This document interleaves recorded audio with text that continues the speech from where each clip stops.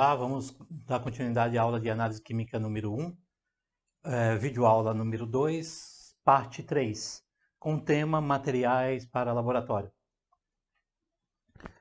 Continuando, nós temos aqui a nossa peneira granulométrica, né? Ele tem de dois materiais, a peneira granulométrica, ela tem de aço inox e de material de latão, tá? Ela tem uma grade que é uma malha, né? Que é medida em mesh, número de furos por polegada quadrada, ou seja, em uma polegada quadrada, que é 25,4 por 25,4.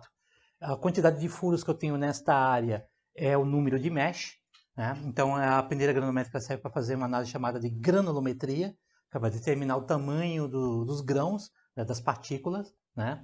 E eu coloco ele tem a tampa, né?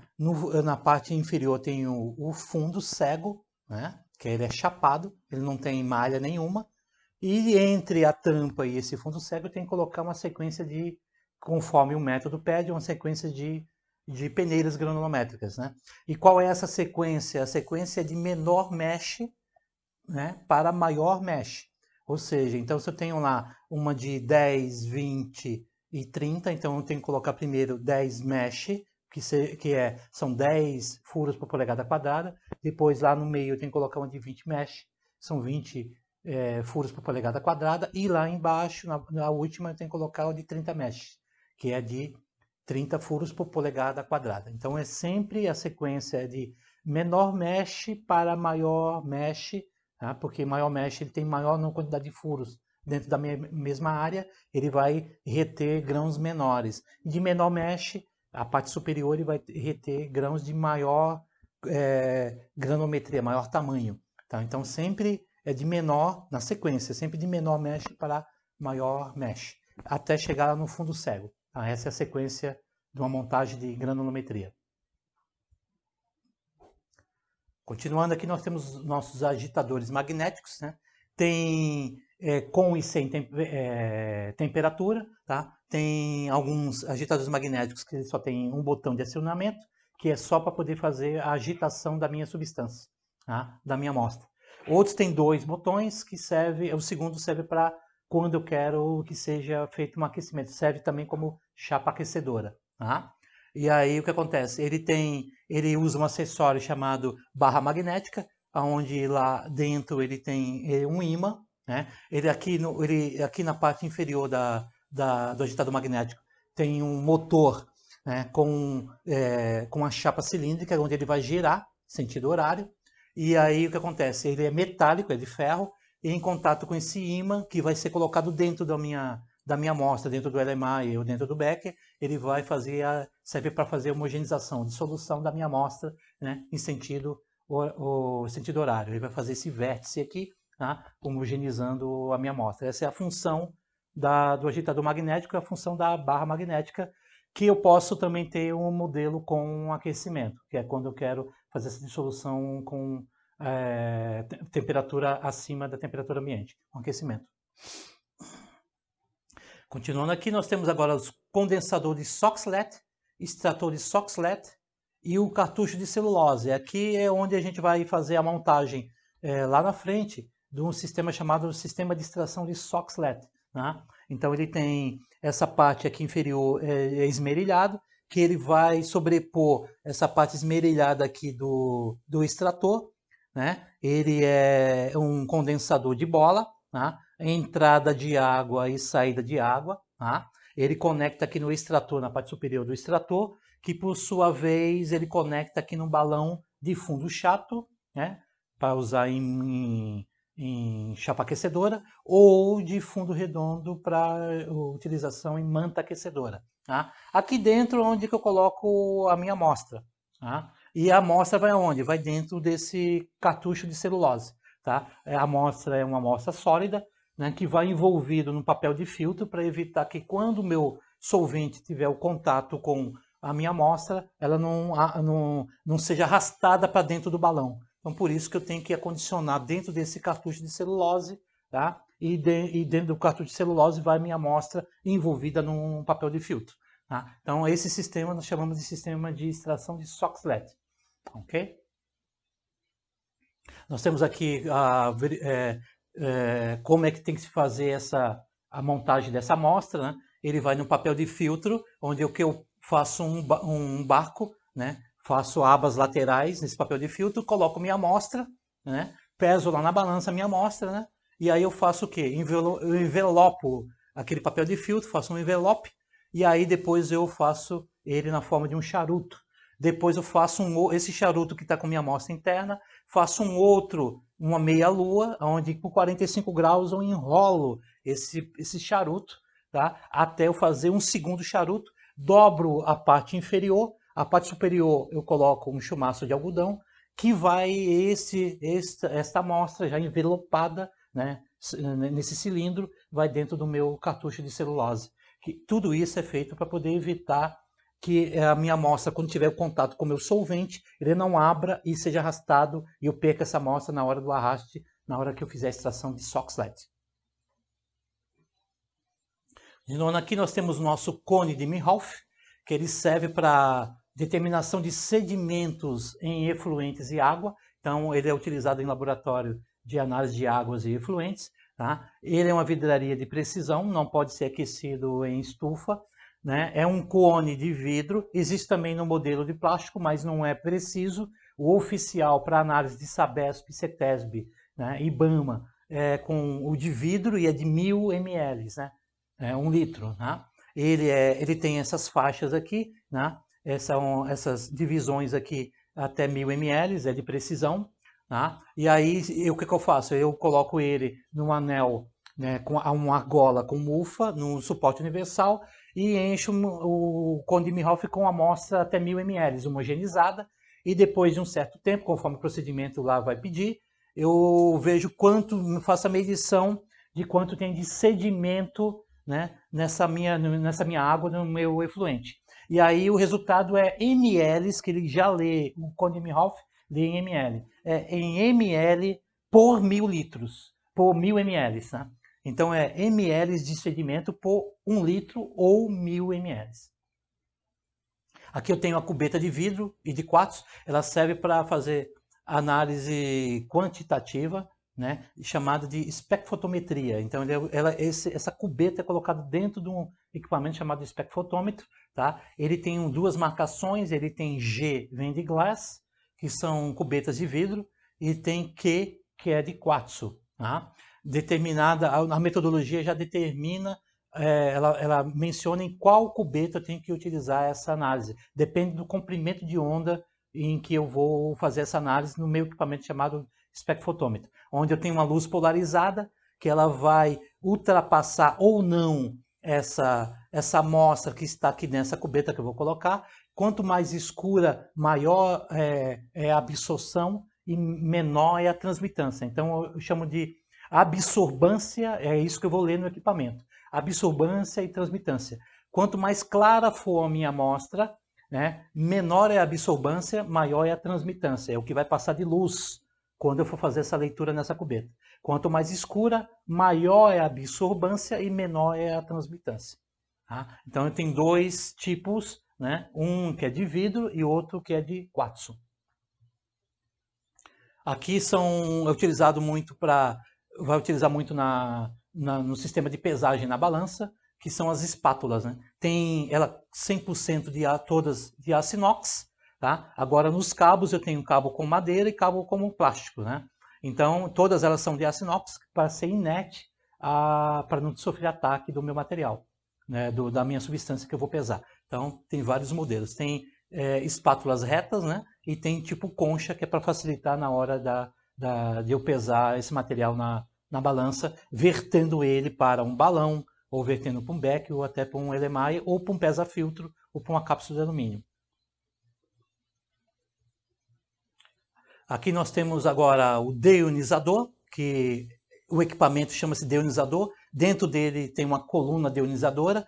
Dentro dessa coluna deionizadora, ela tem partículas de polímero catiônico e aniônico. Ele serve para quê? Para retirar todas as substâncias iônicas que tem cátion e ânion da minha água, para deixar minha água pura. Tá? Então ela tem aqui uma luz, onde que quando ela está verde é que todo meu polímero catiônico, minha resina catiônica e aniônica, ela está ok, ou seja, ela tem cargas positivas e negativas ainda para sequestrar o meu cátion e o meu ânion, que são substâncias que estão lá dissolvidas, meus sais, que estão dissolvidos lá na água, sequestrar para poder retirar, né? Então, lembrando que o polímero catiônico vai sequestrar o ânion, que é a carga negativa, e o meu polímero aniônico vai sequestrar o cátion, que é a carga negativa, deixando a água inerte dessas substâncias, sem essas substâncias. Tá? Então, essa é a função do meu deionizador. Quando essa luz fica vermelha, ela indica que já está chegando próximo de saturar a minha resina catiônica e aniônica, que é ela que vai fazer essa troca. Né? Ou seja, aí eu tenho que fazer a regeneração dessa coluna, dessa resina catiônica. Tem que trocar. Então, sempre eu tenho que ter no laboratório uma sobressalente para que eu possa mandar para assistência técnica essa coluna deionizadora para fazer a regeneração, e eu pego uma outra que tiver no laboratório e faço automaticamente a minha troca. Não posso usar ela com saturação de catiônica e aniônica da minha resina, porque senão vai passar todos os sais da água, vai passar para a minha água e vai contaminar a água que está aqui no barrilhete. O barrilhete, a função dele é armazenar essa água. Se eu jogar uma água onde a resina já está saturada dentro do meu barrilhete, por consequência é dele que vocês vão usar, vocês vão encher as picetes, que vai ser distribuída e eu vou estar contaminando a água de todo o meu laboratório. Por consequência, eu vou estar contaminando a minha análise e vai estar interferindo no meu resultado final. Então aqui é o barrilhete de PVC, que é utilizado para armazenar minha água deionizada. Tenho aqui os papel de filtro, né? O papel de filtro, ele também é classificado parecido com aquela com cadinha de placa porosa que nós vimos na aula anterior, tá? Só que a classificação dele é por cor, por faixa, né? Então ele tem a faixa preta, faixa branca, faixa azul, faixa vermelha e faixa verde. E isso vai estar determinado lá onde? No procedimento, no método analítico que está falando, utilizar papel de filtro faixa preta, faixa vermelha, faixa azul, ou vai estar pela micragem, pelo tamanho da partícula que você quer reter na hora dessa filtração. Aonde que está essa informação? Está na caixa. Na caixa está lá a faixa de micragem, de micra, de tamanho da partícula que ele tem que reter. Tá? No método, ou vai estar isto, ou vai estar o nome já propriamente dito, utilizar papel de filtro faixa preta. Tá? E qual é os tipos? Faixa preta é para precipitados grossos e soluções gelatinosas. Faixa branca, precipitados médios. Faixa azul, eu utilizo para precipitados finos. Faixa vermelha, solução ou suspensões coloidais, ou quando forma coloides. Né? E o faixa verde é quando eu preciso usar 2 papéis de filtro para garantir que não vai passar nada, faixa vermelha. Aí, ao invés de usar 2 faixa vermelha, eu uso faixa verde, que ele tem melhor retenção.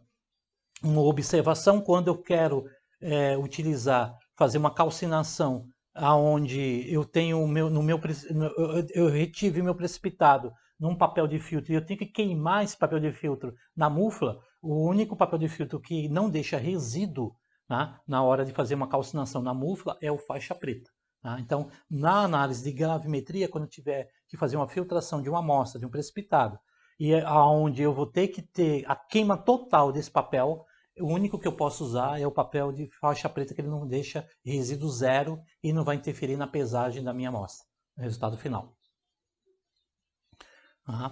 Continuando aqui, eu tenho garra para condensador com mufa e a argola com mufa. A argola, aquela que eu comentei, a argola ela vai servir para colocar um funil de Milhauf. Os funis também eu vou colocar aqui, né? Lembrando que tem que ter a minha mufa, que vai no suporte universal.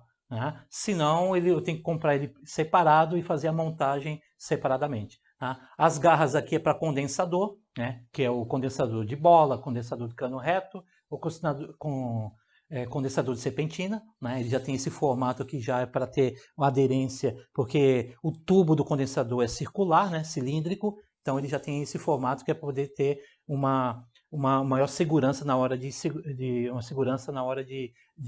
efetuar a garra, ter esse contato com o sistema cilíndrico lá do condensador. Aqui também uma pinça para termômetro. Às vezes eu tenho que fazer uma medição de uma temperatura de uma amostra que está lá na proveta. né? E que eu tenho que abaixar ele a 15 graus e fazer a análise a 20. E aí eu não vou ficar segurando o termômetro lá até chegar de 15 para 5, às vezes demora algum tempo, né? Depende da temperatura do laboratório. Então com isso eu tenho condições de prender meu termômetro aqui, lembrando que tem que ter a mufa que vai lá no suporte universal, e com isso eu fico observando a temperatura até atingir a temperatura de análise, tá? Ao invés de eu ficar segurando lá meu termômetro em bastante tempo. Então eu tenho esse acessório no laboratório que é a pinça para termômetro, específica para termômetro.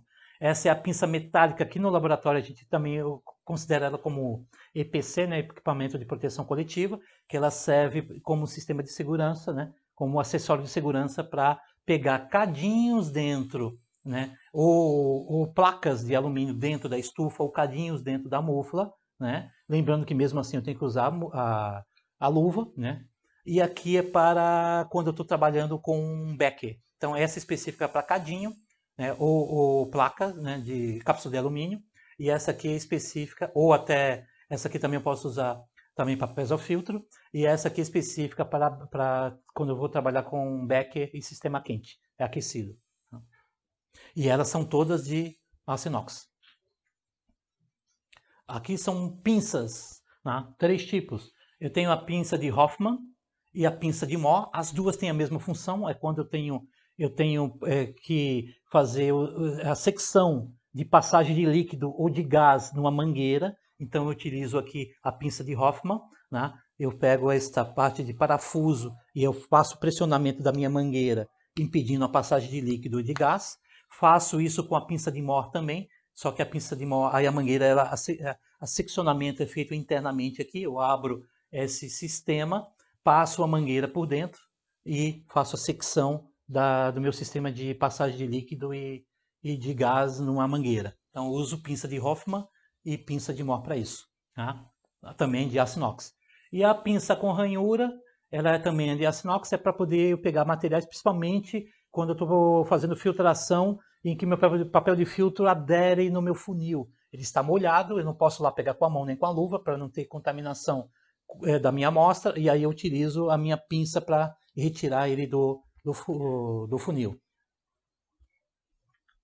Aqui nós temos as rolhas, que eu já até comentei, elas servem o quê? Para poder, quando eu não tenho a possibilidade de ter uma vidraria de rolha esmerilhada, aí eu uso as rolhas, que tem 2 modelos, né? A rolha de borracha e a rolha de silicone. Sendo a de silicone é a mais utilizada porque ela é bem mais inerte do que as de borracha, né? Devido ao material silicone, então dificilmente ele reage com os materiais, então ele é inerte. As de borracha ele tem certas restrições, né, principalmente quando tem material alcalino. Então, aí para poder fazer a colocação de tubos e termômetros, lembrando que tem que passar graxa de silicone para facilitar a entrada desse material, eu uso o nosso furador de rolhas, né? Ele tem cada pedaço desse, né, cada secção desse aqui é um diâmetro na qual eu tenho que fazer sempre paralelo com o meu tubo, sempre um pouquinho maior do que o meu tubo, porque na hora que eu vou fazer a furação na minha rolha, a tendência do furo é fechar. E aí eu não posso, se eu fizer isso e pressionar demais meu termômetro, eu vou ter a quebra desse meu termômetro. Tem que ser um diâmetro um pouco maior, né, do meu furador de rolha em relação ao tubo ou termômetro que eu quero fazer a furação para depois introduzir na minha rolha de borracha ou de silicone. Nós temos aqui as mangueiras que eu comentei, né? A mangueira de silicone e a mangueira de látex. Mangueira de látex pode ser utilizada lá para passagem de água, passagem de gás, porém para gás GLP, né? Gás que vai ser utilizado lá no laboratório, para ser conectado lá no bico de Busse Unibecker, para sistema de segurança se pede para utilizar as mangueiras de silicone. Mangueira de silicone também, se tiver passagem de líquidos coloridos, né, ou incolores também, facilita na hora de eu verificar porque ele é transparente, dificilmente eu vou conseguir ver uma de látex. A látex é mais utilizada para fazer conexões de condensadores na entrada e saída da água para fazer a troca térmica no condensador, né? Trompa de vácuo é outro acessório de laboratório que eu utilizo para substituir a minha bomba de vácuo. De repente a bomba de vácuo quebra ou falta de energia, E aí o que acontece? Eu conecto a entrada e saída nela na água, na torneira da água do laboratório, porém essa água não pode ser água de caixa d'água porque não vai ter uma pressão muito grande, tem que ser água de rede. E aí aqui nesse bico do meio, né, nesse bico do meio eu conecto no meu Kitazato. Ele não vai fazer uma pressão muito grande, né, porém suficiente para fazer filtrações vai demorar muito, mas eu consigo não parar meu processo de filtração. Aí eu uso a minha trompa de vácuo. Lembrando que eu tenho entrada e saída de água, e no meu Kitazato eu coloco o bico central no meu Kitazato através da mangueira, para fazer a minha filtração a vácuo. Tá? Voltando aqui, eu tenho umas nossas escovas, também acessórios, escovas de lavagem de vidraria, para poder retirar o material que está aderente, né, no meu beck, no meu LMI, no meu frasco de Kigidal, né, qualquer vidraria que tiver material, as lavagens tem vários diâmetros, né, desde tubo de ensaio até tubos com maior diâmetro. Aqui eu porta-pipetas, outro acessório de laboratório, que é para deixar as minhas pipetas secando, lembrando que eu não posso secar a pipeta na estufa, né, porque elas são de precisão, e aí eu tenho que sempre deixar elas com a ponta para cima, né, para poder fazer o escoamento da minha água ionizada, que é a última água de lavagem da minha pipeta. Então esse é um acessório que é a porta-pipeta, todas as pipetas com a ponta para cima. Aqui são as picetes, né, as picetas, que aqui vai conter nossa água ionizada, pode conter álcool e acetona, lembrando que elas têm que estar identificadas, né, porque a água, acetona e o álcool têm a mesma cor, né, coloração, são incolores, então eu não vou conseguir fazer a distinção pela cor. Então, sempre identificadas, né, para poder eu não ter que utilizar álcool, era para utilizar água e eu utilizo o álcool, de repente é um sistema de aquecimento e o álcool é inflamável, como a acetona também é. Tá? Então aqui são as picetas, né, que é para condicionamento dos materiais de água e podendo também ser utilizada para acondicionamento de álcool e acetona nos meus processos de laboratório. Aqui eu tenho um papel indicador universal de pH, né? Ele é de referência, tá? Ele não é preciso eu vou ter que usar um equipamento, que nós vamos ver daqui a pouco, comentar sobre ele. Esse aqui é o papel indicador, lembrando que o pH de 0 a 6,9 é ácido, o pH 7 é um pH neutro e o pH de 7,1 até 14 é alcalino, são as bases. Tá? Ele, na realidade, vai indicar número inteiro, tá? Esse papel, ele não vai indicar decimais. Decimal é com mais precisão, aí é um equipamento que é o medidor de pH que vai fazer isso. Ele é mais para eu levar para a área, né? Ou até para o laboratório, mas para fazer um indicativo só de referência de que pH está, se está alcalino, neutro ou ácido. Tá? Então, esse papel, e é por coloração, existem dois tipos, né? Um que eu coloco a cor, e é uma cor única, que ele vai indicar o pH, e o outro é por uma escala, aí eu tenho que ver a sequência dessa escala, e automaticamente já vai dar meu pH 10, pH 7, pH 8, sempre em número inteiro, tanto o de única cor, como o de várias cores, tá? De escala. Tá? E aqui vem o nosso equipamento do laboratório. Aí eu quero com maior precisão. Com maior precisão, aí são os medidores de pH. Né? Ele tem um sensor de temperatura, porque pH, né, é o número de hidrogênios ionizáveis, né, que vai da escala de 0 até 14, tá? Só que é medido em uma determinada temperatura. Devido à precisão, o papel não tem, você não leva em consideração a temperatura, mas na precisão do equipamento precisa medir através de uma determinada temperatura, que o pH tem variância de acordo com a temperatura da amostra. Por isso ele tem que ter um sensor de temperatura, nada mais nada menos que um termômetro, e o sensor, né, que é o chamado eletrodo, que ele vai fazer a leitura das trocas iônicas da minha solução, determinando se ele tem H+, ou H-, ou está neutralizado, que aí seria o pH tendendo a 7. Né? Então esse é o equipamento eletrônico que vai fazer a leitura do meu pH. E existem os portáteis, né? Que é o chamado tipo caneta, e tem os menores também, que até você pode levar para a área, né? São os menores. Este aqui, o sistema de temperatura é interno, ele já tem um sensor internamente, junto com o eletrodo, chamado tipo caneta, e esses aqui são os portáteis, tá? Esse aqui é mais para bancada, esses aqui são os portáteis, que também vai ter o nosso sensor, de temperatura e o nosso eletrodo, que é o sensor de medida de pH. Tá? As escalas dele pode ser com uma casa decimal, podendo ir até ter 3 casas decimais de leitura. Aqui o equipamento do laboratório, a manta aquecedora. Veja que ele tem essa parte circular, ele é para fazer o quê? Fazer aquecimento de substâncias inflamáveis em balões com fundo redondo. Tá? Com fundo chato eu não posso utilizar, porque senão vai queimar a minha resistência. Então, essas aqui são as mantas aquecedoras. Outro sistema de aquecimento é o banho-maria.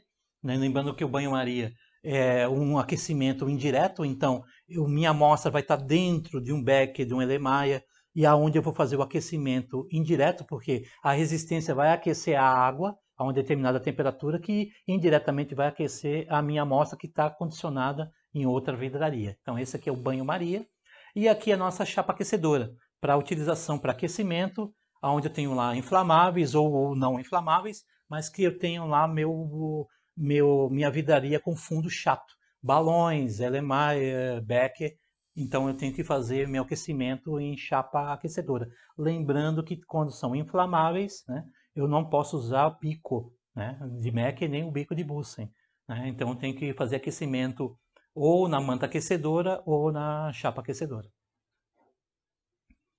Aqui é a nossa bomba a vácuo, né? Ela que vai fazer a pressão negativa, que vai estar ligado lá no meu Kitazato. Lembrando que no meio lá eu tenho que ter aquela vidraria que é para retenção dos condensados, né? Porque se não tiver a condensação desse e for diretamente para a minha bomba de vácuo, eu vou contaminar meu óleo e vai estragar minha bomba a vácuo. Ela que vai ser a responsável por fazer a pressão negativa, né? Então no meio eu tenho que ter o meu frasco lavador lá no meio, que é para retenção desses condensados, e o frasco lavador, por consequência, vai estar ligado no meu Kitazato para fazer o sistema de filtração a vácuo. Tá? Aqui eu tenho minha estufa, que é para secagem de material e secagem de amostra. Ela vai em torno aí até 200 graus, ela não passa de 200 graus. Então a secagem geralmente é de 100 até 200 graus, essa é a faixa. Lembrando que vidraria não pode estar secando acima de 140 graus, né? Mas minhas amostras eu posso estar fazendo, dependendo do método e do tipo de amostra, eu posso estar fazendo secagem de 100 até 200 graus. Em compensação, a mufla é acima de 200 graus, que vai até 1.000, 1.500 até 3.000 graus, eu posso considerar. Tá? Umas muflas mais modernas. Mas geralmente eu vou trabalhar a mufla com 1.200 a 1.000 graus. De 500 a 1.200 graus, essa é a faixa da maioria dos métodos para fazer a calcinação. Enquanto na estufa eu faço a secagem, na mufla eu faço calcinação. Lembrando que ele tem um compartimento interno, ele é revestido de refratário, que é para poder ter condições de atingir essa temperatura. Aqui, instrumentos do laboratório, nós temos aqui os termômetros, que eu tenho o termômetro de bancada, que é para fazer a leitura da temperatura ambiente, porque tem determinadas análises que eu tenho que fazer em uma faixa de temperatura. Né? Geralmente os laboratórios, a temperatura do laboratório é em torno de 17 graus até 25 graus, né? Aproximadamente essa é a faixa ideal, porém alguns métodos têm a faixa mais restritiva, e aí eu tenho que fazer essa medição através do termômetro de bancada. Tem um termômetro digital tipo espeto, que é para também, ele é de precisão, para poder fazer leitura em digital, ok? Das minhas amostras, dos meus procedimentos. E tem o de mercúrio, que é o oficial. O de álcool não é oficial para laboratório químico. O de laboratório químico é o de mercúrio, tanto para medição em equipamentos no laboratório, como para medição em análise dentro do laboratório. Continuando aí na linha de instrumentos do laboratório, eu tenho o meu termohigrômetro. Ele vai medir o quê? Ele tem o de bancada, que mede a umidade relativa do ar. Tá? A umidade relativa do ar. Tem os digitais e tem os analógicos. A umidade relativa do ar, no laboratório, ela não pode...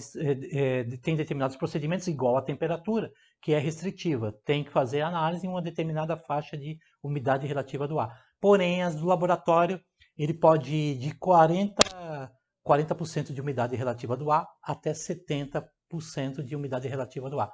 Agora, tem análises que são restritivas, ela fala que tem que trabalhar de 60 até 70. E aí você tem que afinar essa faixa e controlar a umidade através do termoigrômetro. E como é que você faz esse controle? Através do ar-condicionado do laboratório ou através de um umidificador, que você vai ter que ter esse equipamento no laboratório para poder fazer a umidificação do teu ambiente e manter lá a faixa de umidade relativa adequada ao que o procedimento fala. Porém, a faixa, você pode trabalhar nessa faixa, quando não há restrição, de 40% até 70% de umidade relativa do ar. Nós temos aqui os viscosímetros, aqui já são a linha de equipamentos. Os viscosímetros, eles determinam o quê? Viscosidade das minhas amostras líquidas, né? Ok? Ou seja, o quanto o líquido é viscoso. Então, nós temos aqui um exemplo que é o viscosímetro de tipo copo forte, né? Ele tem um furo na parte inferior com uma rolha. Eu coloco a amostra aqui nesse copo, né? E sempre eu tenho que ter um cronômetro. Por quê? Porque a viscosidade é medida em quê? Na quantidade o volume desta amostra percorrido em um determinado tempo. Isso que é viscosidade. Então, eu encho esse copo com a amostra, abro essa rolha e aciono o cronômetro. E aí eu meço quantos segundos ou minutos eu consigo escoar toda essa amostra nesse copo forte. Tem equipamentos que são mais modernos. Esse caso aqui é o viscosímetro rotacional. Ele já vai fazer esse procedimento, né, rotacionando esse êmbolo aqui, e aí ele já vai ver a resistência do meu líquido. Quanto mais viscoso, ele vai ter mais resistência. E aí ele já automaticamente já vai medir quanto eu tenho de viscosidade. Tá? Esse equipamento já é um equipamento chamado viscosímetro cinemático. Tá? Eles são tubos que nós chamamos tubos de viscosímetro, de viscosidade, tá? Aonde eu tenho lá um banho, a determinada temperatura que eu tenho que fazer, lá o método vai estar determinando qual é a temperatura. Eu tenho um termômetro de mercúrio aqui dentro do banho, aonde eu vou injetar esta amostra. Esse tubo ele tem faixas de iniciais e finais. Vou colocar esta amostra, aciono, né? Quando ele chega na faixa inicial dentro do tubo, aciono o meu cronômetro, e quando ele chega na faixa final, eu paro o meu cronômetro. Esse tempo tem um cálculo que ele determina quanto é de viscosidade da minha amostra. Nesse sistema eu chamo de viscosidade cinemática. Ok? E aqui nós temos as balanças utilizadas no laboratório. Lembrando que eu não posso, tem que tomar o máximo cuidados, né, em relação à balança, quais são os cuidados? Eu não posso ter corrente de vento, porque senão ela oscila a minha balança. Eu não posso pesar material quente, então por isso que ele vai primeiro para o dessecador para resfriar, entrar em temperatura ambiente para eu poder fazer a pesagem. Eu não posso pegar com a mão, né, diretamente, porque vai ter umidade na minha amostra, na minha vidraria. Eu tenho que estar com luva para poder também eu pegar essa. Ele tem que estar limpo, o prato tem que estar limpo, então tem que evitar a queda de material na hora da pesagem. Ele tem níveis, né? São umas bolhas circulares, onde eu tenho que nos pés, tanto na parte da frente como na parte de trás da balança, eu tenho que fazer o nivelamento desse nível, ou seja, eu tenho que pesar com ele nivelado, com a balança nivelada, para poder não ter diferença de peso, senão eu altero minha precisão da pesagem. Tá? Tem balanças que têm proteção, né, contra o vento, tem umas que não tem. Então, com isso, eu tenho que ter o máximo de cuidado. Eu tenho que ter uma cápsula dentro do laboratório, né, uma local dentro do laboratório, quando tenho balanças que não tem essa proteção lá na hora da pesagem, tá? Porque o vento vai ter essa instabilidade dele. Então, são essas medidas que eu tenho que ter na hora da pesagem. Existem as balanças semi-analíticas, que são as balanças que vai de uma casa decimal até a terceira casa decimal, mais ou menos 0,1 a 0,001 gramas, então vai de uma casa até 3 casas decimais, são as balanças semi-analíticas, e as balanças analíticas, vai até 4 casas decimais, então é mais ou menos 0,00001 gramas, né? Tem maior precisão em relação às semi-analíticas, que vai de uma casa decimal até 3 casas decimais. Tá? E aí, voltando agora, focando nas montagens que nós vamos ter no laboratório durante o nosso processo de análise no laboratório, nós temos as nossas montagens. Lembrando lá, exemplo de uma titulação, quais são os principais elementos que eu tenho que ter numa titulação, quais são os acessórios. Eu tenho que ter a garra para segurar a bureta, né? Tem que ter o suporte universal, né? E tem que usar o quê? Usar o nosso LMAI, que ele tem aquela parte cônica que facilita na hora de agitar a minha amostra em sentido horário, não pode ser anti-horário.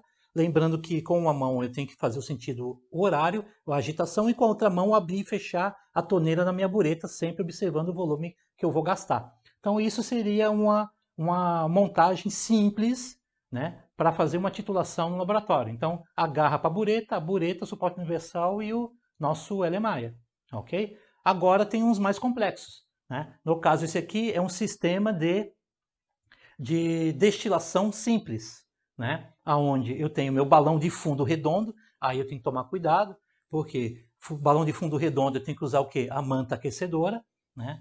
Se eu tiver que fazer um sistema de destilação simples, aonde é com tela de amianto ou chapa aquecedora, aí o balão não pode ser de fundo redondo, tem que ser de fundo chato. Tenho que ter o termômetro, né, para poder fazer a verificação da temperatura da ebulição.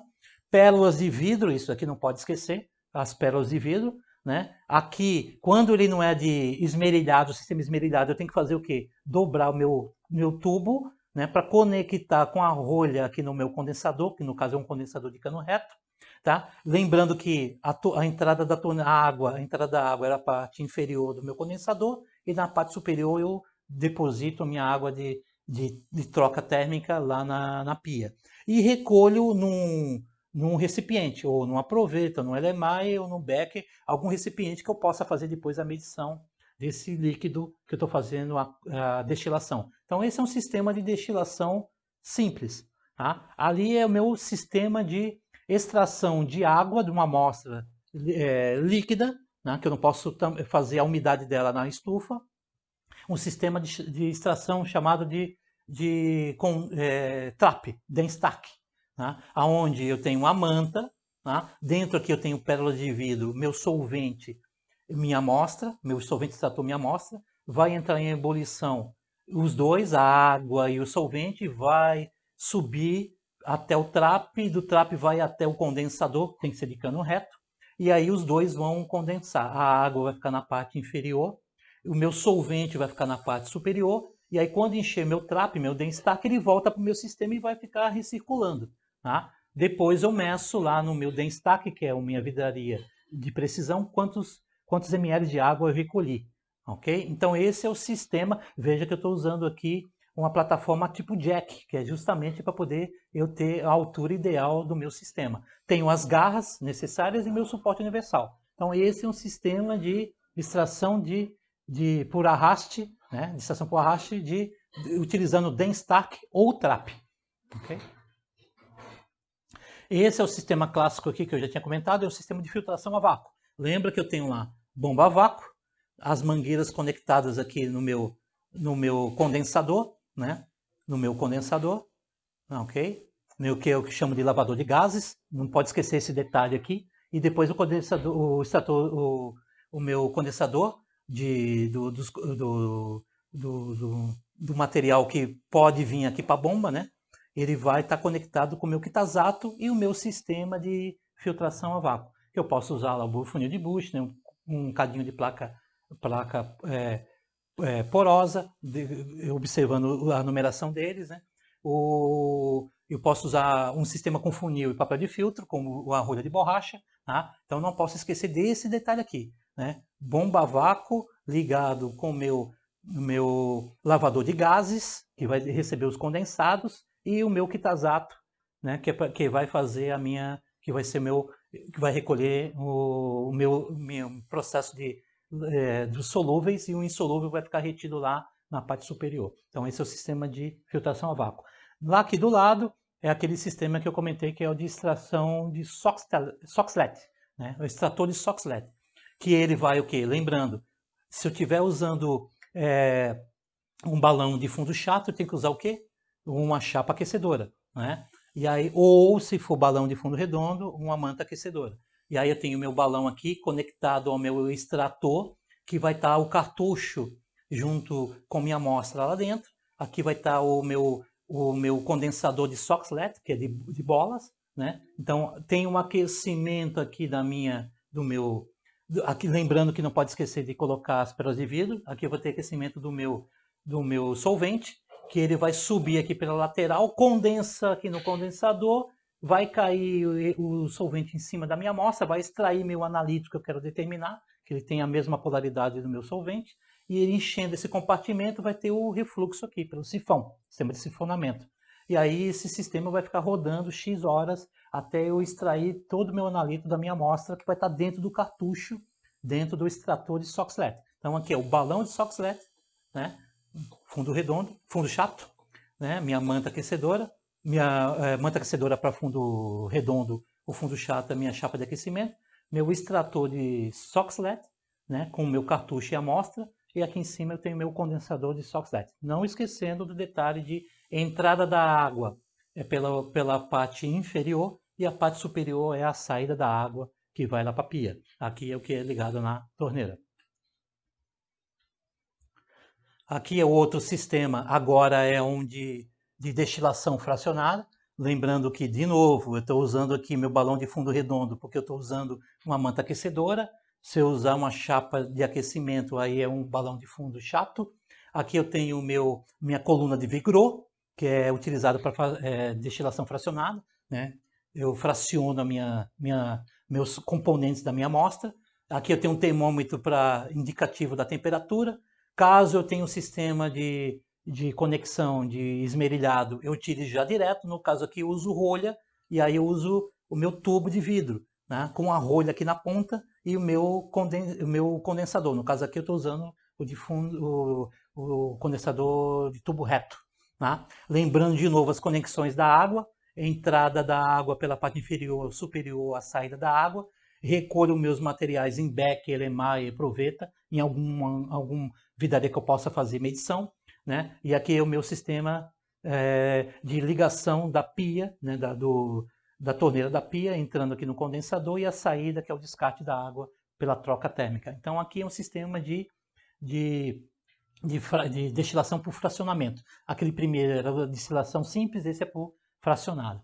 Aqui eu tenho o meu sistema, né, de determinação de nitrogênio, né? Lembrando que aqui eu estou usando um frasco de Kjeldahl, eu aí é conectado ao bulbo de Kjeldahl, que automaticamente já está conectado ao meu condensador, né? Que eu posso usar nesse caso aqui eu estou usando de serpentina, posso usar de bola ou de cano reto. Então aqui é um sistema de determinação, de montagem de determinação de nitrogênio, né, por Kjeldahl, né? Balão de Kjeldahl, bulbo de Kjeldahl, e aqui meu condensador. E aqui eu vou recolher a minha amostra condensada. Outro sistema de montagem no laboratório, tá? Aqui é o sistema de destilação por arraste.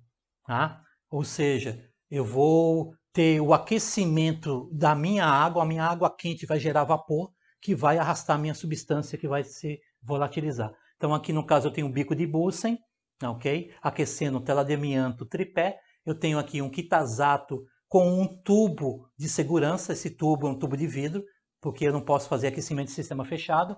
Tá? Aqui vai aquecer essa água, que vai gerar o vapor que vai aquecer minha amostra aqui. Essa amostra aqui, o que vai acontecer? Ele vai ter materiais voláteis que eu quero extrair da minha amostra. Ele, por consequência, ele vai se volatilizar, virar gás, que vai condensar aqui nesse condensador, lembrando, ó, entrada e saída de água, lá da torneira, entrada e saída, o descarte para a pia, e aqui ele vai condensar meu óleo essencial, que porventura aqui na minha amostra ele estava contido, ele se volatilizou e condensou aqui no condensador, e eu recolhi ele aqui no beck. Então esse aqui é um sistema de montagem de destilação por arraste de vapor. Esse sistema aqui é aquele que eu utilizo o funil de separação, onde que eu já havia comentado na aula anterior, que é por diferença de polaridade e densidade, aonde eu adiciono um solvente extrator aqui com a mesma polaridade do meu analito, faço a agitação por 1 minuto deste funil de separação, ok? E aí, por diferença de densidade e polaridade, eles vão separar de fases, onde eu vou recolher meu analito vai ser extraído da amostra para o meu solvente extrator, que vai ficar na parte inferior, porque ele tem densidade maior. E o que vai acontecer? E aí eu consigo fazer minha extração para um Erlenmeyer, ou para um balão, ou para um Becker, para poder depois fazer a minha evaporação do solvente e só ter meu analito ali para fazer a quantificação dele por pesagem. Tá? Esse é o sistema, né, de extração, né, de analito por solvente. Né? Ok? Então, finalizamos aqui a parte 3, né, referente a materiais de laboratório, e até a próxima aula. Obrigado.